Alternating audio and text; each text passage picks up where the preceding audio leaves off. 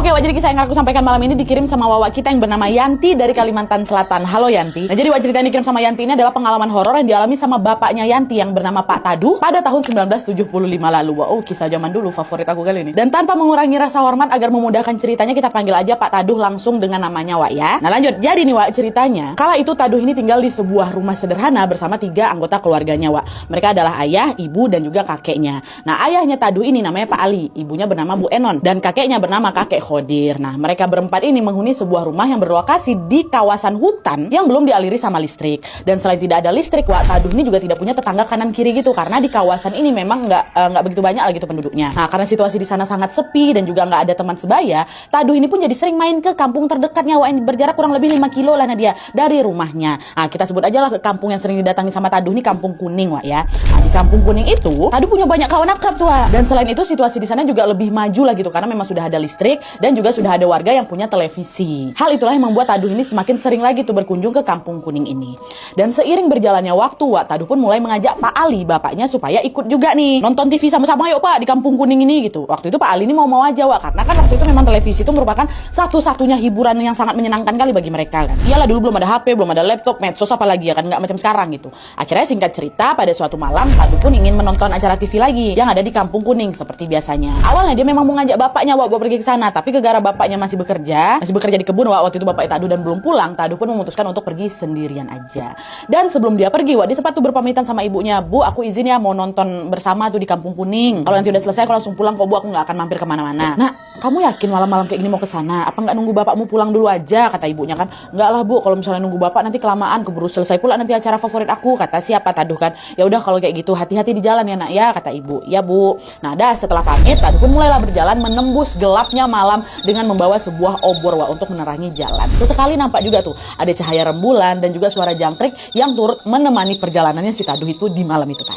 Nah, meski harus menempuh jarak yang cukup jauh dan juga gelap, Wak, Taduh waktu itu sama sekali nggak ketakutan gitu, karena ya udah dia tuh udah terbiasa keluar masuk melewati hutan itu kan, santai aja lah dia pokoknya. Dan selama berada dalam hutan itu Taduh juga nengok lah sesekali ke kanan ke kiri gitu kan. Itu kanan kiri dipenuhi berbagai pohon besar lah gitu, Wak. Ada pohon kelapa, ada pohon karet, pohon coklat dan lain sebagainya. Dan di pepohonan itu pula Taduh sama sekali tidak melihat ada sesuatu yang aneh tuh, pokok aman-aman aja lah, Wak. Nah, karena nggak ada sesuatu yang janggal, Wak, Taduh pun udah tuh berjalan tenang aja sambil sesekali bersenandung-senandungnya kan. Bentar dulu. Kalau lagi tenang kayak gitu tuh emang biasanya paling enak ngemil, Wak. Kayak gini aja nih, jalan. Enaknya. Oke, balik lagi ceritanya. Nah, pas lagi asyik-asyik bersenandung gini, Wak, Taduh ini tiba-tiba dengar ada suara dedaunan kering yang seperti terinjak kaki manusia yang bunyi srek, srek, srek. Dan suara itu seolah-olah menjadi pertanda bahwa ada orang lain nih selain aku yang juga melangkah di tengah hutan ini ya kan. Dan entah kenapa, Wak, setelah mendengar suara itu seluruh tubuhnya Taduh yang pertama aman-amanan aja nih tiba-tiba merinding. Tapi dia masih berusaha positif thinking tuh, Wak, dan menepis semua pikiran buruknya. Nggak ada apa-apa kok ini, kuping aku aja mungkin yang salah dengar, kata si Taduh kan. Dah jalan dia lagi. Tapi, Wak, semakin diabaikan suara itu malah makin nyaring lagi suara ya. Karena takut, Taduh pun mempercepat langkahnya lagi kan supaya lekas sampai tujuan. Tapi semakin dia berjalan cepat, Wak, suara langkah kaki itu terdengar cepat juga, jadi macam lagi ngejar si Taduh ini. Bahkan di momen itu Taduh ini juga bisa mendengar bahwa suara langkah itu berada tepat di belakangnya persis, Wak. Kok suara itu ada di belakang aku ya? Ku tengok nggak ya? Gak usah lah, lanjut aja lah kayak gitu. Takut aku nengok yang enggak, kata si Taduh kan. Dan setelah dia berjalan makin cepat, Wak, secara tiba-tiba suara langkah kaki di belakang tuh hilang. Alhasil suasana di hutan itu pun kembali hening lagi. Oke, udah aman aku nih, nggak ada apa-apa nih. Tapi selama beberapa saat kemudian lagi-lagi, Wak, Taduh ini dikejutkan dengan suara. Bukan suara jejak kaki lagi, Wak, tapi suara pria lagi bedehem. Tepat juga di belakangnya. Kata gitu. Nah, ketika mendengar suara itu, refleks Taduh nengoklah ke belakang. Disitulah, Wak, dia melihat ada sesosok makhluk berbadan sangat tinggi, hitam. Terus ini, Wak, kepalanya runcing macam pisau. Kepalanya runcing kayak pisau. Iya, lagi berjalan tuh dia mendekat ke arah si Taduh kan. Sosok itu menundukkan kepalanya, menatap ke Taduh sambil ketawa kencang. Kata gitu. Dengar itu bapak aku langsung nge-freeze nut, kata si Wawa ini. Dia cuma bisa berdiri mematung aja tuh. Di tengah rasa takut itu sebisa mungkin Pak Taduh ini membaca ayat-ayat kursi sampai akhirnya sosok itu pun menghilang dan tubuhnya bisa digerakin balik nih, Wak. Nah, pas sudah bisa gerak langsung berlari lah Taduh kan. Gitu takut, tapi waktu berlari ini, Wak, Taduh ngerasa kakinya macam nginjak benda gitu, bendanya keras, menggelinding macam bola. Awalnya Taduh mikir, ini mungkin buah kelapa yang jatuh dari pohon, kan di situ ada juga pohon-pohon kelapa kan. Tapi ternyata, Wak, ketika dia menyinari benda itu pakai obor yang dia pegang, disitulah dia melihat ada sepotong kepala wanita, rambutnya panjang, lagi melotot ke arah dia gitu, Wak. Terus sosok itu bilang apa? Akan kubunuh kau malam ini juga. Itu katanya Nengok sosok Sengeri itu apa nggak gemetar hebat badannya si Taduh ini kan. Udah lemas gitu tubuhnya nggak bisa bergerak Wak. Tapi setelah dia membaca doa dalam hati, dia pun akhirnya mendapat kekuatan untuk melarikan diri dari sosok itu. Lari kan. Tapi di tengah pelarian itu Wak, Taduh tiba-tiba nabrak lagi sesuatu macam sebuah benda besar gitu yang terasa macam pohon kan. Dia refleks, didongakkannya lah kepala ke atas. Dan betapa terkejutnya dia karena yang dia tabrak itu adalah sosok pria berkepala runcing yang ngikutin dia tadi yang pertama tuh. Dan sosok itu juga ketawa juga Wak, sambil bilang yang sama juga. Aku bunuh kau malam ini. Aku benci sekali dengan ayahmu. Hahaha. Di titik ini ketakutan si Taduh makin menjadi-jadi Wak, dan akhirnya apa? Pingsan dia di situ. Ya Allah, seram kali, aku gak kebayang aku jadi si Taduh. Merinding dulu kudu.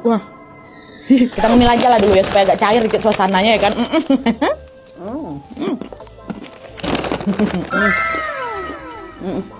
Nah, mantap. Oke. Entah Taduh udah pingsan berapa lama Wak, tapi yang jelas pada saat dia terbangun, dia ini sudah berada di rumah sesepuh di kampungnya yang bernama Pak Amin. Di sana ini dia juga melihat kehadiran ayah dan ibunya yang terlihat sangat cemas. Taduh nanya lah, "Bu, aku kenapa Bu? Kok aku ada di sini?" Ibu jawab, "Ya Allah nak, kamu nih pergi kemana? Nggak pulang-pulang sampai jam 2 malam. Ayah sama ibu nyariin kamu ke Kampung Kuning, tapi katanya kamu juga nggak sampai ke sana. Ternyata kamu pingsan di bawah pohon dekat rumah tuh nak," kata gitu. Nah dengar itu ya kaget lah siapa si Taduh kan.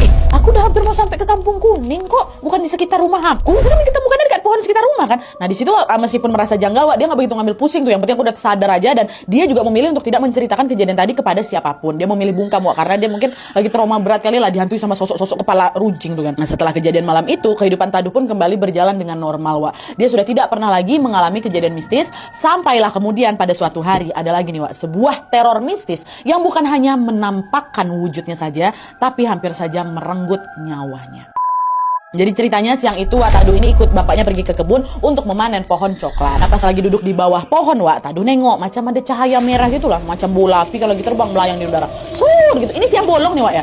Apa tuh? Kata si Taduh kan. Abis itu bapaknya teriak, "Taduh aja lari, cepat kau pergi dari pohon itu," kata bapaknya kan. Refleks Taduh pun ngikutlah perintah bapaknya. Dan hanya berselang beberapa detik aja Wak, bola api itu pun jatuh. Dar gitu. Kena ke pohon coklat tuh, dibakarnya pohon coklat tuh kan. Angus gak bersisa. Nah melihat peristiwa yang tidak biasa itu, Taduh nanya ke bapaknya, Pak, bola tuh bola apa? Pak, ini pertanda apa nih?" gitu. Bapak juga nggak tahu nak, tapi semoga kita baik-baik aja ya, kata bapak. "Iya Pak." "Ih Pak, seram ya Pak, udah baca-baca doa," kata bapak. Nah setelah kejadian bola api itu, ternyata ada teror baru lagi Wak yang menimpa keluarga si Taduh. Nggak itu aja, dan kali ini teror itu menimpa Bu Enon atau ibunya Taduh. Jadi pada suatu ketika Bu Enon ini mengeluh sakit kepala hebat tidak tertahankan Wak. Khawatir terjadi sesuatu, Pak Ali pun segeralah bawa istrinya itu ke rumah sakit yang ada di kota. Tapi setelah diperiksa Wak, dokter bilang, istri bapak baik-baik aja kok Pak, gitu. Sama sekali nggak ada penyakit serius yang ada dalam tubuhnya. Nah karena dokter bilang nggak apa-apa, ya udah Pak Ali pun balik lagi lah ini, bawa Bu Enon istrinya balik ke rumah. Terus ntar lu apa lagi aku apa lanjut lagi ya. Oke.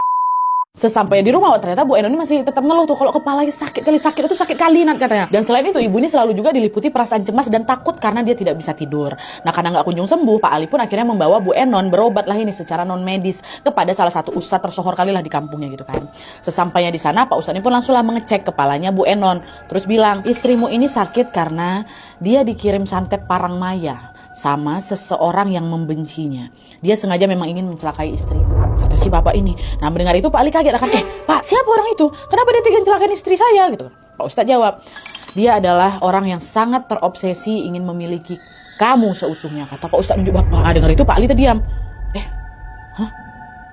"Maaf Pak Ustadz, apakah orang itu seorang wanita?" kata si bapak. "Ya benar, orang itu adalah wanita. Dan dia ingin istrimu dan juga anakmu mati menderita," kata Pak Ustadz kan. Nah dengar jawaban itu tiba-tiba Pak Ali nangis. Sesungguhan nangis ya. Saat dia menangis itu dia sambil mengatakan sebuah pengakuan yang sangat tidak terduga. Pak Ali bilang, "Bapak, ini semua salahku Pak Ustadz. Perbuatanku ternyata sudah membahayakan nyawa anak istriku. Saya telah berbuat kesalahan yang sulit dimaafkan Pak," kata Pak Ali. Nah, sebenarnya di sini Pak Ustadz udah tahu sesuatu yang disembunyikan itu, tapi karena Pak Ustadz ini ingin Pak Ali mengakui kesalahannya, jadi Pak Ustadz nanya balik, "Emangnya Bapak berbuat apa? Cobalah ceritakan," supaya Bu Enon juga dengar. "Jadi sebenarnya selama ini saya punya wanita selingkuhan, Bu. Saya sudah tidak setia dan mengkhianati istri saya sendiri," kata dia gitu. Wah. Nah mendengar pengakuan mengejutkan itu, Bu Enon yang dari tadi nyimak tuh kata istri suaminya kan, terkejut lah. Selain kaget, Bu Enon pastinya kecewa karena dia tidak menyangka bahwa suaminya bermain serong di belakang. "Astagfirullahaladzim Bapak, tega kali kau sama aku. Kurang baik apa aku selama ini sama kau, ha? Aku sudah dampingi kau, menyiapkan segala keperluanmu. Tapi ini balasan yang aku dapat," gitu. "Maafin aku ya Bu, maafin aku Bu, aku gak akan gitu lagi," gitu. "Ya aku gak mau maafin kau, sakit hati aku rasa," kata Bu Enon. Bu Enon nggak bisa berhenti tuh Nat, katanya nggak bisa berhenti nangisnya. Dada sesak langsung, jadi macam susah bernapas. Ya, wajar lah Pak Ali pun kayak gitu. Akhirnya singkat cerita nih, setelah Pak Ali meminta maaf berkali-kali, akhirnya Bu Enon pun maulah itu memaafkan kesalahan suaminya. Nah, setelah mereka berdamai, Pak Ustadz nanya lagi kayak gini, ini betulan ya Pak Ali sudah mau tobat ya? Soalnya kalau Bapak tetap berhubungan dengan wanita itu, Bu Enon ini bakal sulit disembuhkan. Iya Pak, saya janji Pak, saya nggak akan selingkuh lagi, saya sayang kali sama istri sama anak saya Pak, tolonglah bantu saya Pak, kata si Pak Ali. Nah, setelah yakin Pak Ali ini betulan menyesal, Pak Ustadz pun langsung memulai mengobati Bu Enon dengan cara macam, aku nggak ngerti ini, cuman Wak tuh bilang macam diiris gitu loh kulit kepalanya Bu Enon nih pakai silet katanya, macam dikerik ya, dikerik. Dan kalian tahu waktu dikerik itu apa yang keluar? Ada jarum. Ada jarum, Nadia, ada paku katanya. Terus ada macam nanah gitu, segumpal nanah bau busuk gitu, serta segumpal kain yang macam dilipat kecil-kecil itu. Itu keluar sama siapa ini di kepalanya ibu tuh. Dah disisihkan lah itu kan. Dan setelah semua benda itu dikeluarkan, Pak Ustadz bacainlah itu doa ke kepalanya ibu, diusaplah kepala ibu, doa 3 kali apa segala rupa, ditutupnya juga lah luka yang ada di kepala ibu. Jadi agak terluka-luka juga. Nah, setelah pengobatan itu selesai, Pak Ustadz pun langsung menunjukkan, kan tadi ada gumpalan kain tuh yang waktu dikerik ada kan di atas kepalanya. Dibukalah itu gumpalan kain, dan betapa terkejutnya orang di sana ketika melihat ternyata gumpalan kain itu adalah, mohon maaf, celana dalamnya ibu yang udah lama hilang. Jadi memang Bu Enon ini pernah kehilangan celana dalam. Pas dicari-cari nggak ketemu. Itu dia celana dalam. Entahlah gimana caranya si pelakor ini bisa dapat celana dalamnya Bu Enon ya. Tapi yang jelas celana dalam itulah yang menjadi media utama santet Parangmaya masuk ke dalam tubuhnya ibu. Meskipun syok ngelihat itu, di sisi lain Bu Enon juga bersyukur karena semua benda itu sudah dikeluarkan dari kepalanya. Dan sejak saat itu juga kesehatannya Bu Enon berangsur-angsur pulih seperti sedia kala. Sedangkan Pak Ali sendiri sudah betul-betul bertobat dan kembali setia menjaga cintanya kepada Bu Enon hingga akhir hayat. Alhamdulillah tobat betul Pak Ali ini. Oke, jadi tadi kisah tentang santet Parangmaya yang dialami oleh bapak dan juga neneknya Wawa. Ternyata semua peristiwa mistis yang mereka alami itu ya itu adalah bentuk santet yang dikirim oleh selingkuhannya bapak rupanya, Pak. Awak jadi ikutan kesal, tegang, merinding juga kan. Tapi makin merinding tuh justru makin seru dan makin nagih gak sih Wak ngedengerinnya? Karena macam Tulus Garuda ini memang bikin nagih. Bentar.